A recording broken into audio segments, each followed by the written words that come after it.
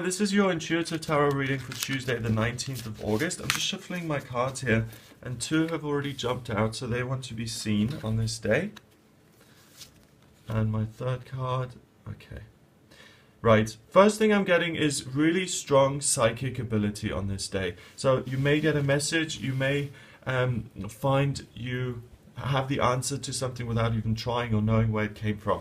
And the first card is the Queen of Swords.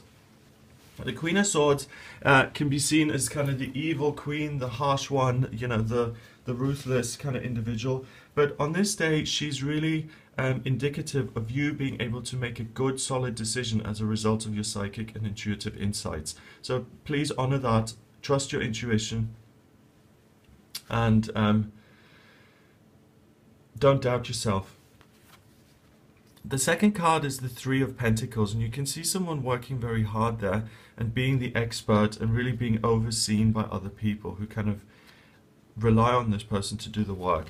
It's in reverse, and what that means, again, notice this purple cloak, that's really jumping out at me today. That isn't any other expert. No one knows this situation better than you do. You have that psychic intuition, you have that psychic ability that really gives you the answer. And psychic ability, you know, people think it's some kind of magical special thing. It's not. Everyone has psychic or intuitive ability. It's basically the universe or God or source or whatever you call it connecting with you and giving you a message. And that's really it. And you're really in touch with that force.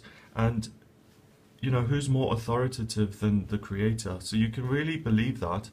And the difference between the ego and divine message, you can feel the difference. Ego will feel kind of crinkly, it'll have kinks in it, it'll feel fearful, what about me, selfish, all of that stuff. Whereas divine guidance messages, they feel peaceful, they're often very quiet, so easily missed, but there's always a sense of serenity that comes along with them. Okay, so trust yourself, trust yourself, trust yourself on this day.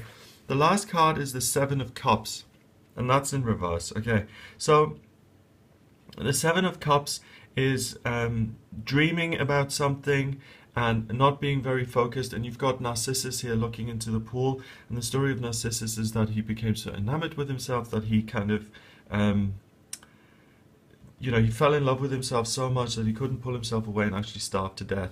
And I just think the connection here is great. It's almost like the cougar of the Queen of Swords and the kind of Narcissus there. Luckily, he's in reverse, which means that you don't get stuck to your own image. You don't become completely absorbed and obsessed and fanciful. But what that means is you have a really strong, clear message that you can then use, that you can then go away with and do something with.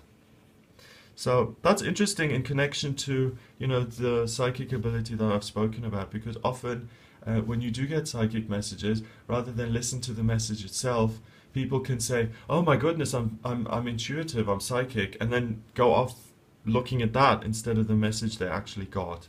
And that doesn't happen today. You don't go into that vanity mode of, hooray, I'm a psychic. You go into, okay, I've actually got a message and I'm going to use it.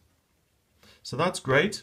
Trust yourself. Have a wonderful day. If you'd like to get in touch with me, you can by sending me an email. My address is readings@gregoryscott.co.uk and my website is gregoryscott.co.uk. Have a wonderful Tuesday and I'll be with you again tomorrow.